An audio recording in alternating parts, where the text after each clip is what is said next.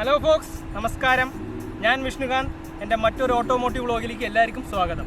ഞാൻ ഇന്ന് എത്തിയിട്ടുള്ളത് ഒരു യൂറോപ്യൻ ബ്രാൻഡായിട്ടാണ്. മക്കളുടെ വാഹനം ഇന്ത്യയിൽ പറയും പീപ്പിൾസ് വാഗൻ എന്നൊക്കെ അറിയപ്പെടുന്ന വോക്സ് വാഗൻ. ആ വണ്ടിയും കൊണ്ടാണ് ഞാൻ ഇന്ന് നിങ്ങളുടെ മുമ്പിൽ എത്തിയിരിക്കുന്നത്. അപ്പോൾ എൻ്റെ മറ്റൊരു വ്ളോഗിലേക്ക് വീണ്ടും എല്ലാവർക്കും ഒന്നുകൂടി സ്വാഗതം.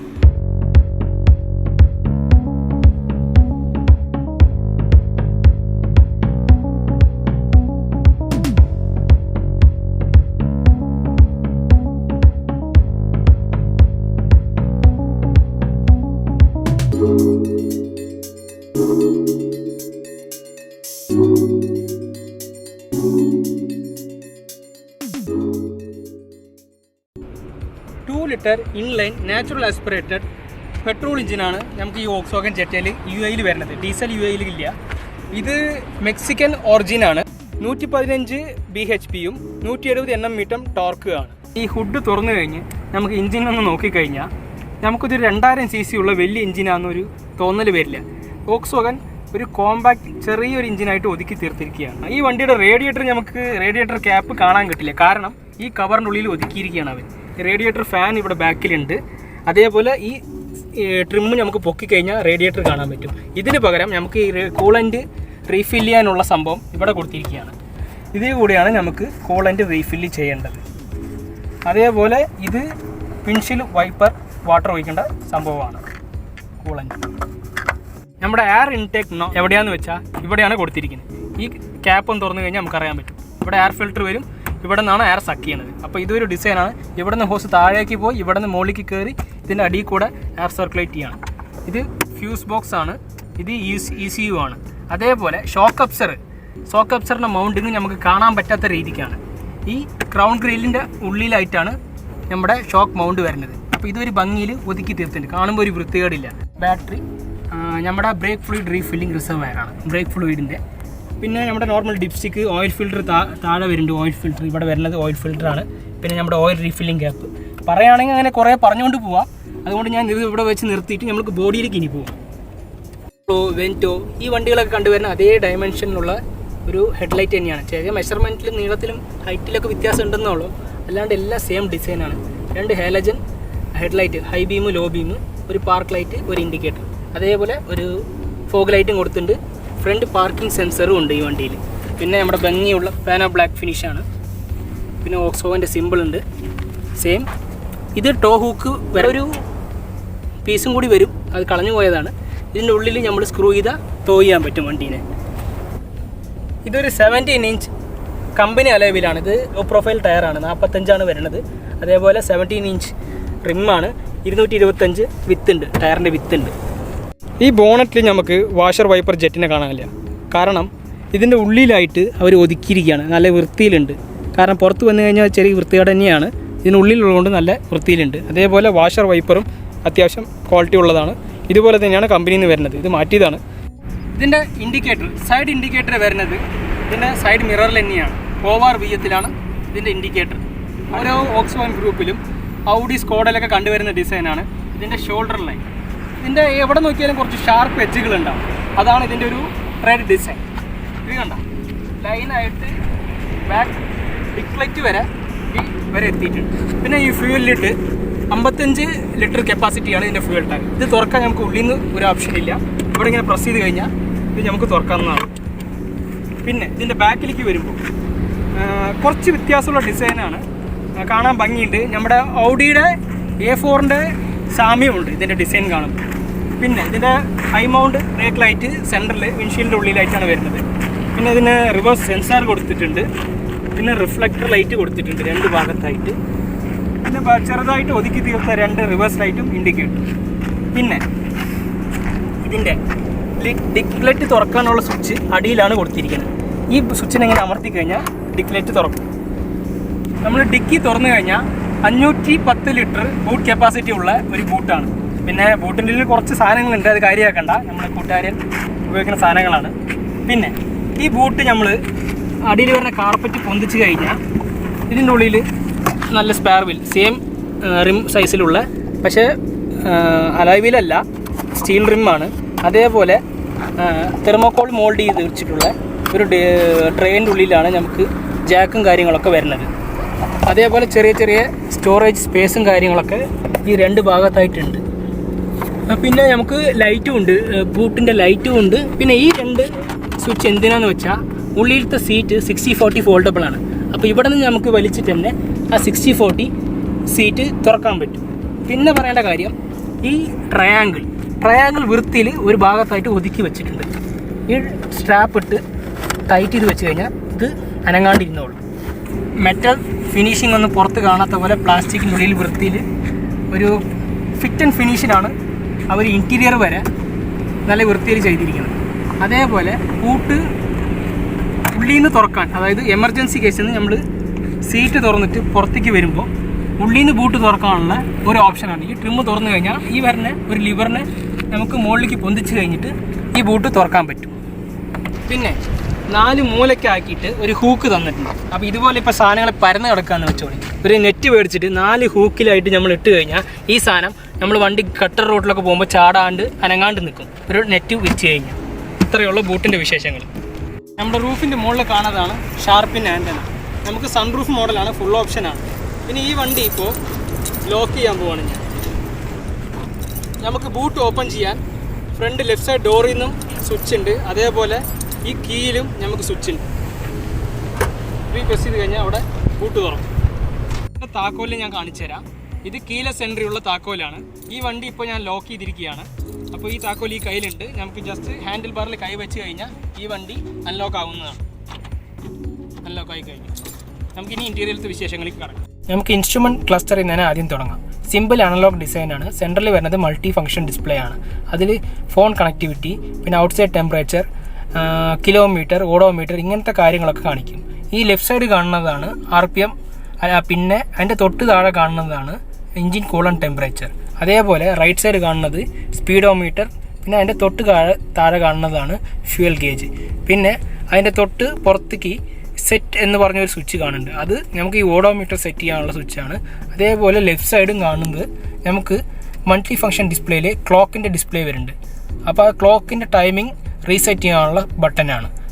അതേപോലെ ഇപ്പുറത്ത് കാണുന്നതാണ് ഇൻഡിക്കേറ്റർ, പിന്നെ ഹൈ ബീമിൻ്റെ സ്വിച്ചും. അതിൽ തന്നെ ക്രൂസ് കൺട്രോളും കൊടുത്തിട്ടുണ്ട്. കുറച്ചും കൂടി ഇങ്ങോട്ട് വന്നു കഴിഞ്ഞാൽ ഈ കാണുന്നതാണ് ഹെഡ്ലൈറ്റിൻ്റെ സ്വിച്ച്. ഇപ്പോൾ ഞാൻ ഇട്ടിരിക്കുന്നത് പാർക്കിലാണ്, ഇപ്പോൾ ലോ ബീമിലേക്കാണ്. കുറച്ചും കൂടി പുറകോട്ട് വലിച്ചു കഴിഞ്ഞാൽ ഫ്രണ്ടിലത്തെ ഫോഗ് ലൈറ്റ് ഓൺ ആവും. കുറച്ചും കൂടി ബാക്കിലേക്ക് വലിച്ചു കഴിഞ്ഞാൽ റിയർ ഫോഗ് ലൈറ്റ് ഓൺ ആവും. ഇപ്പോൾ ഞാൻ ഓഫ് ചെയ്തു. ഇതാണ് നമ്മുടെ ക്ലസ്റ്റർ ഇലിമിനേഷൻ്റെ കൺട്രോൾ.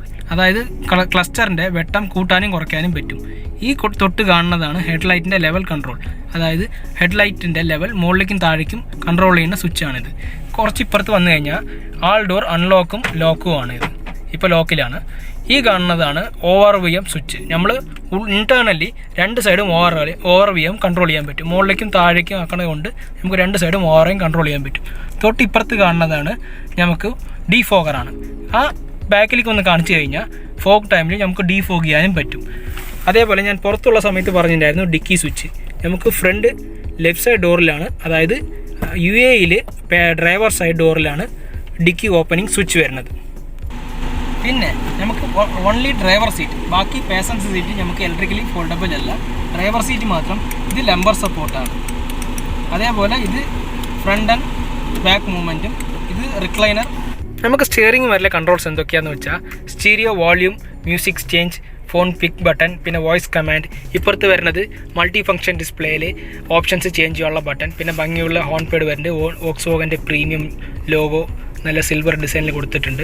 നല്ല 3 സ്പോക്ക് സ്റ്റിയറിംഗ് ആണ്. പിന്നെ ലെതർ സ്റ്റിച്ചിങ് ആണെന്ന് തോന്നിക്കും, പക്ഷേ ലെതർ അല്ല. പിന്നെ ഇപ്പുറത്ത് വന്നു കഴിഞ്ഞാൽ ഇത് ടച്ചാണ്. നമുക്ക് അതിൻ്റെ സൗണ്ട് ക്വാളിറ്റി നിങ്ങൾക്ക് കേൾക്കാം.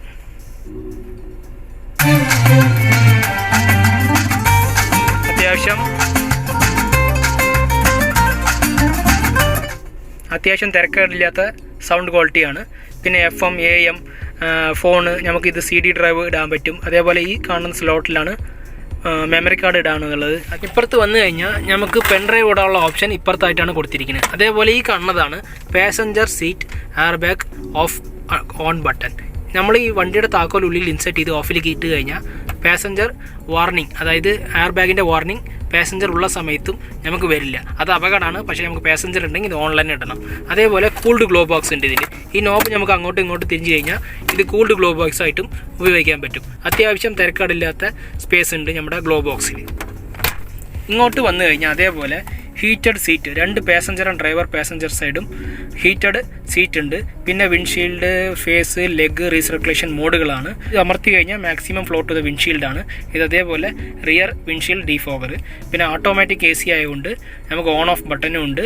ഇത് ഫാനിൻ്റെ സ്പീഡ് കുറയ്ക്കാനും കൂട്ടാനുള്ള നോബാണ്.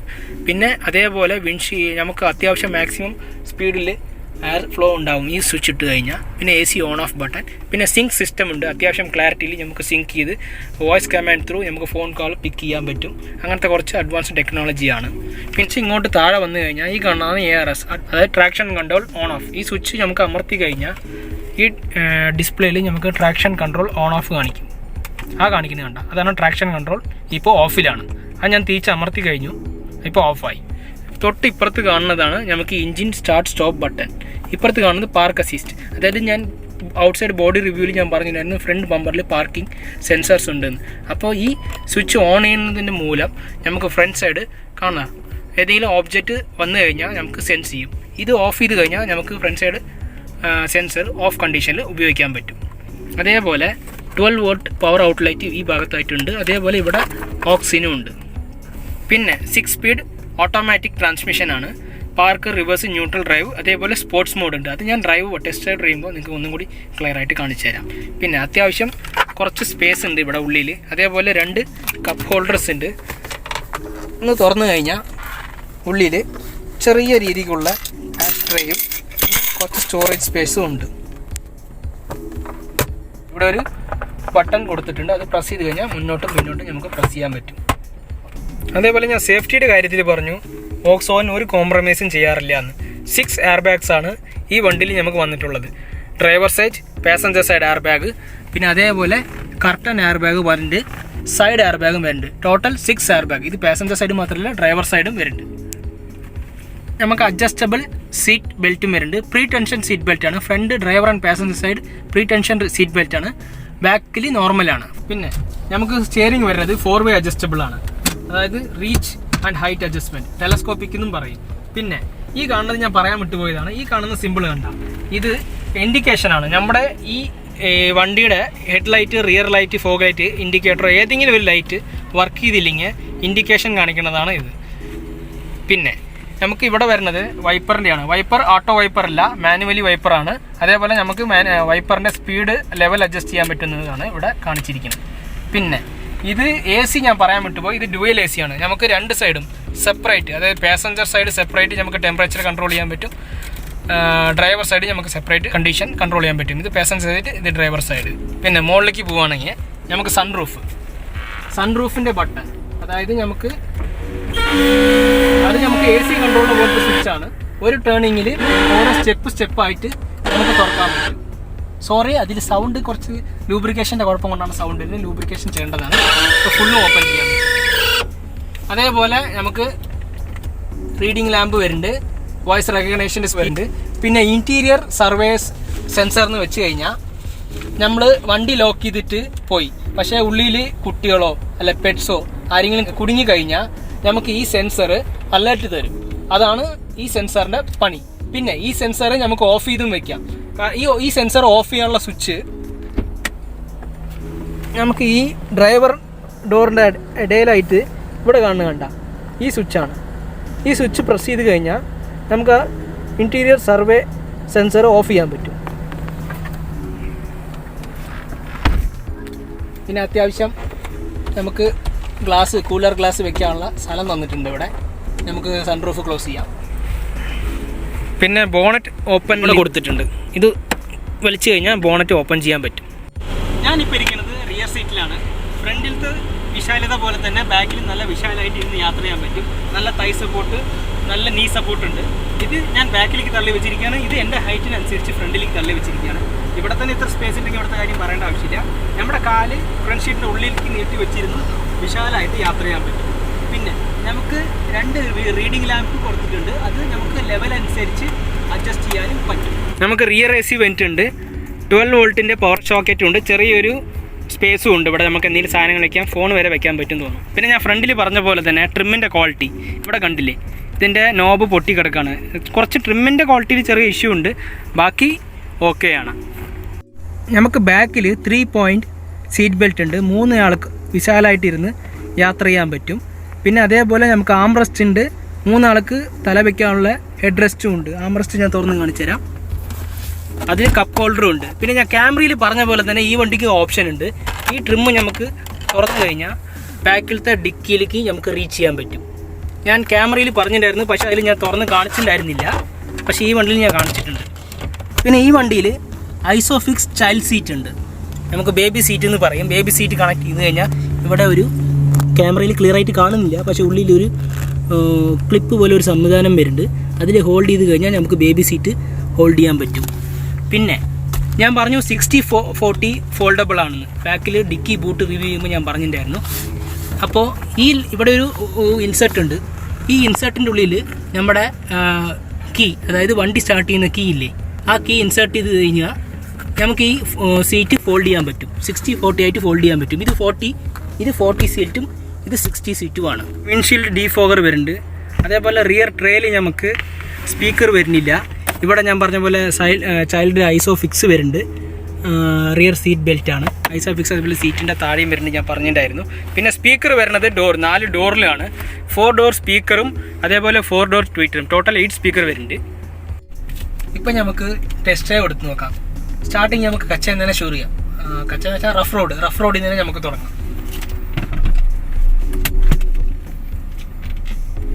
കച്ച റോഡിൽ ഈ വണ്ടിയുടെ സസ്പെൻഷൻ്റെ ഫീലിംഗ് എങ്ങനെയായിരുന്നു എന്ന് വെച്ചാൽ ഹാർഡായിരുന്നു. അതായത് വല്ലാണ്ട് ഒരു സ്മൂത്തോ സ്പോഞ്ചി ടൈപ്പോ ഒന്നുമല്ല, അത്യാവശ്യം ഹാർഡ് തന്നെയായിരുന്നു. പക്ഷേ ഇത് എവിടെയാണ് നമുക്ക് ഉപയോഗിക്കാമെന്ന് വെച്ചാൽ ഹൈവേയിൽ നമുക്ക് നല്ല സ്പീഡിൽ പോകുമ്പോൾ നല്ലൊരു സ്റ്റെബിലിറ്റി ആയിരിക്കും ഈ ഹാർഡ് സസ്പെൻഷൻ നമുക്ക് ലഭിക്കുന്നത്.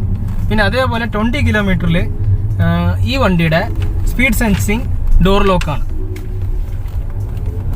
പിന്നെ ഈ വണ്ടി 2 ലിറ്ററാണെന്ന് ഞാൻ പറഞ്ഞിട്ടുണ്ടായിരുന്നു. നാച്ചുറൽ ആസ്പിറേറ്റഡ് എഞ്ചിനാണ്. അതായത് ഒരു കുതിച്ചു പായുന്നൊരു പ്രവണതയൊന്നും ഈ വണ്ടിക്കില്ല.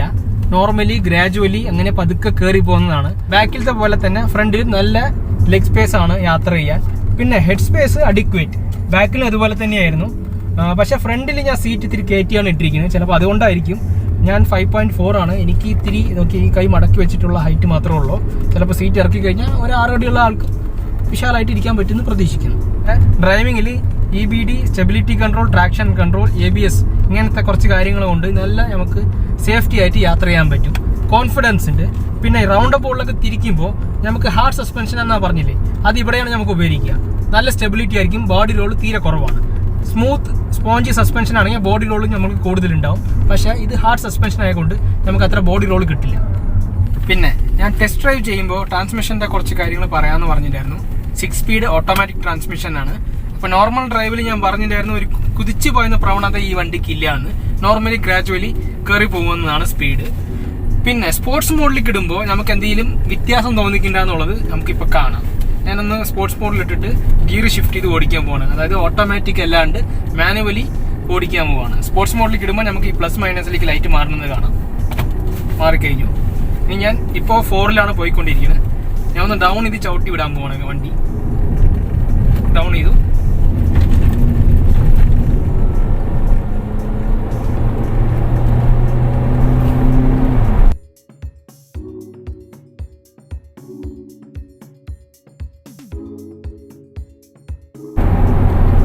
അപ്പോൾ ഞാൻ സ്പോർട്സ് മോഡിൽ ഇട്ട് ഓടിച്ച് നോക്കി.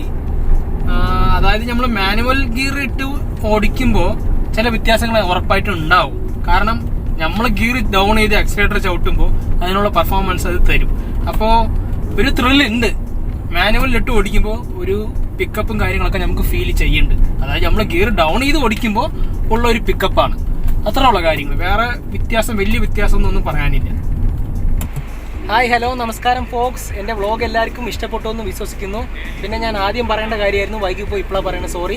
ഈ വീഡിയോ ആരും സ്കിപ്പ് ചെയ്യരുത്. കാരണം അത്യാവശ്യം ഫീച്ചറുള്ള വണ്ടിയായിരുന്നു ഇത്. അപ്പോൾ അതിൻ്റെ ഫീച്ചർ കാര്യമായിട്ട് തന്നെ ഞാൻ പറഞ്ഞിട്ടുണ്ട്.